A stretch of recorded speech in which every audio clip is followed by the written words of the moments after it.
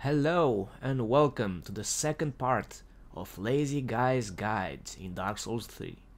So in today's episode we are going to tackle the Undead Settlement, perhaps the Curse-Rotted Greatwood, an optional boss. I will expand this boss a little bit later when we get to it. And hopefully we can do all this area in one episode. Let's go. So in this first area there isn't much to explain. Some dogs will charge, they will attack the enemies first, so it's your choice if you want to deal with them or not. But before we do anything, we will go unlock an NPC which grants 3 levels. Free, not 3. Don't laugh at my accent.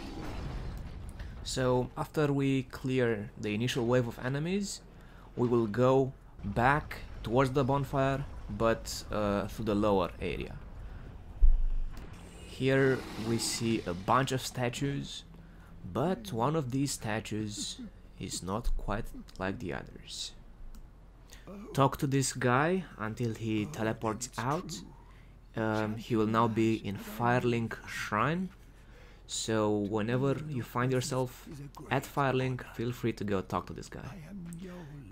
His gimmick is that every time you die, you can come talk to him and he will allow you to get yourself a free level. If I'm not mistaken, you can do this up to 5 times, and it doesn't really matter when you take these levels, because the cost of the levels are adjusted accordingly, so you don't have to think, oh no, I'll take these levels a little bit later when they are more expensive. It doesn't work like that. So just take them whenever you die and you are willing to go back to Firelink, just do it. They're free levels with no consequence, except that your character will get uglier. Okay, let's move on. Light the bonfire, progress to the building.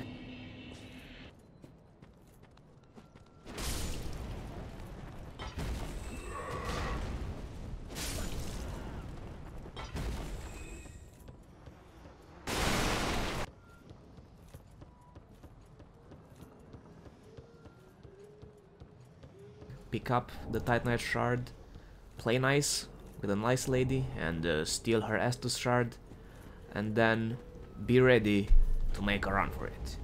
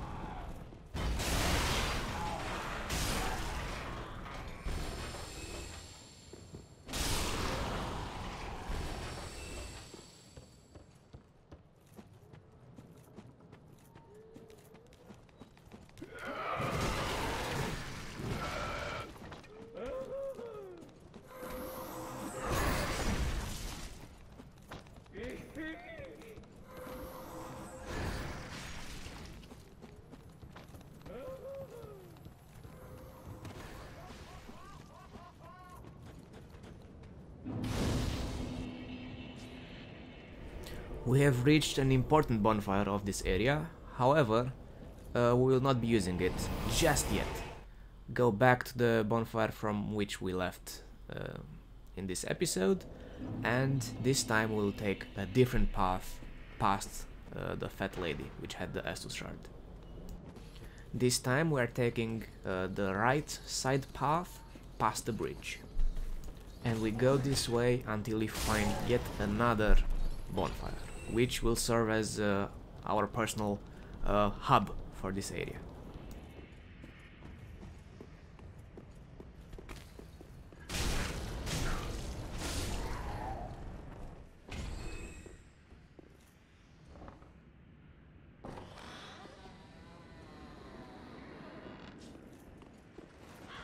This bonfire is very important for this area because there are a number of objectives that we'll try to do. So first of all, we will go and unlock the path to progression. Then we will go unlock a new healing item, which is very important. And last but not least, we will go and tackle an optional boss, which will give us access to some goodies that will come in handy a little bit later. But it's best that we do it now. So let's get to it. The door that you see in the distance is progression. So our first objective is to just reach it. Carefully drop down from this cliff so that you don't land on any enemies that will gank you, and then cross the bridge while being extremely careful at these giant guys throwing shit at you, okay? So the best thing you can do is just run straight to the door and never look back.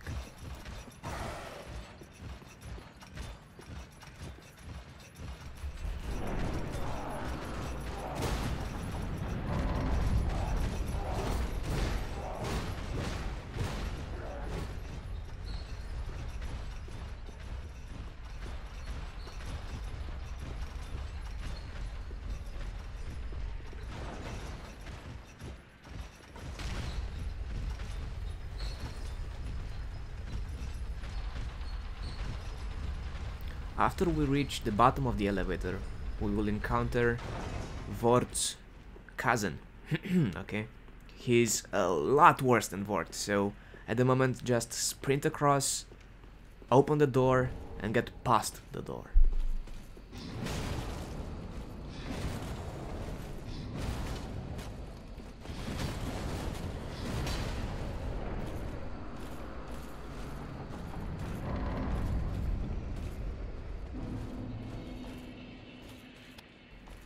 This is the bonfire that is towards the path of progression, so this is where we will come after we are done with the area.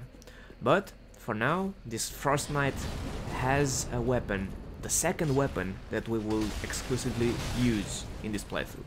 So you can try and take him on, like head on, but as you can see, he's not allowed to cross this door.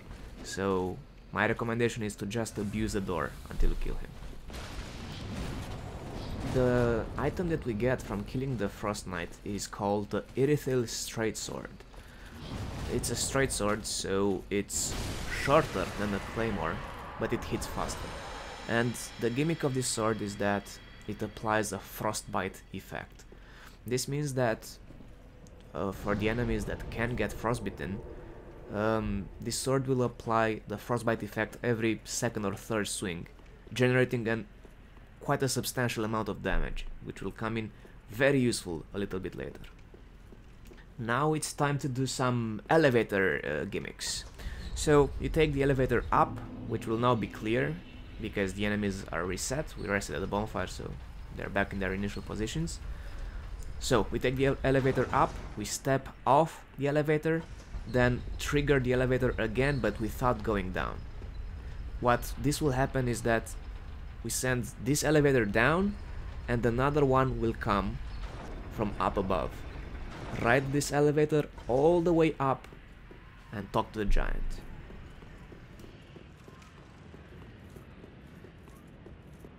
Who are you? I help anytime. Now that the giant is our friend, we can go back to the elevator and we'll ride it down, but we'll not go all the way down.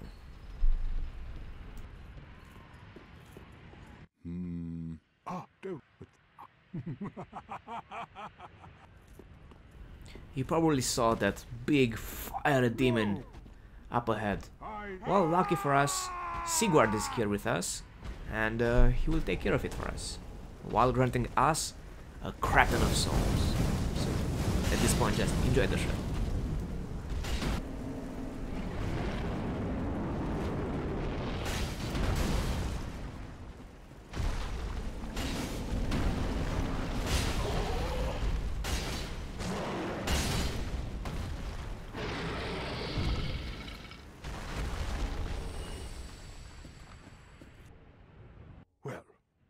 the only thing to...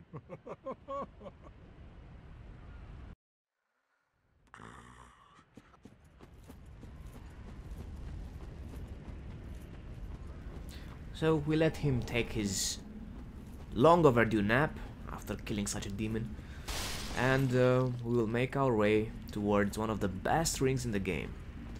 So, in order to get that ring, you have to go through this building, watch out for the few enemies that are here. They're all weak, but still treat them with respect. It's Dark Souls after all. Everything can kill you. To progress through the house, notice the crack in the wall behind the two fat ladies, and try to go through that hole without getting molested by the ladies. After you got yourself past the fat ladies, carefully drop inside this tower, move inside, and if you look down below, you will see a shiny in that box. Try to make your way down, and not as I do here. Try to hit that that wooden ledge over there. Just rolling should do it just fine for you. But anyway, break the box, pick up your treasure. So this ring, I call it one of the best in the game because it enhances stamina recovery. So it helps you gaining back stamina after you used it. So I cannot put in words how nice it is to have this ring. Now it is time for us to go get another healing item. So we go back to the dilapidated bridge bonfire. We run past the ugly giant and get into this next area, which is apparently filled with enemies. The good thing is, our friend, the giant, will help us clear it, and we can focus on getting the item that we want.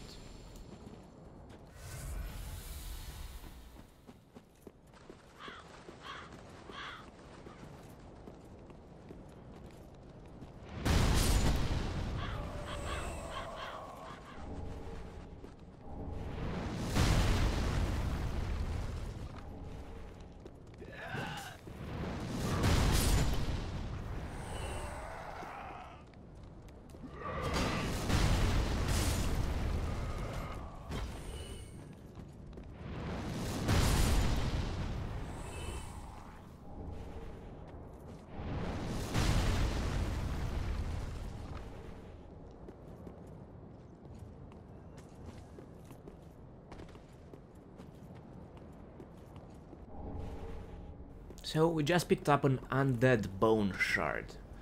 How you use this item is that when you are in Firelink Shrine and you interact with the bonfire, you have the option to burn the undead bone shard. And what that will do is it will allow you to heal more every time you drink an estus. So it's safe to say that that is quite an important item.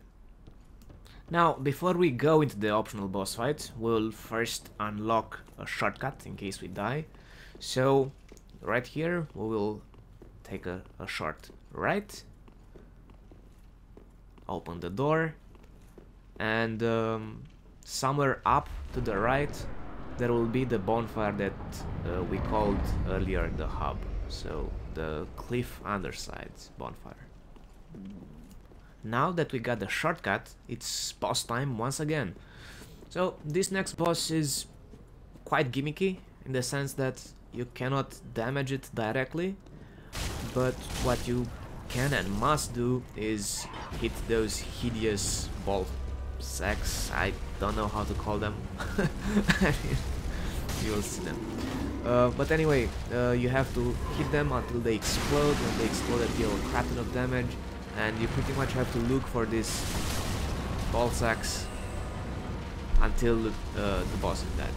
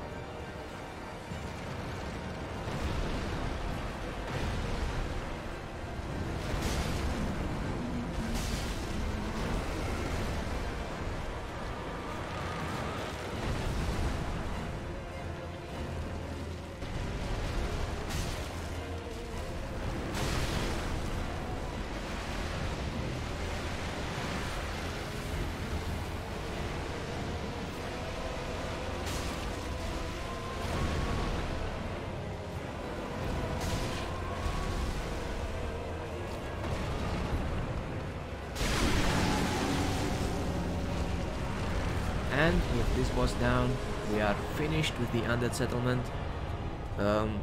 It is time to end the second part of our guide. Thank you for watching, and I'll see you in the next part.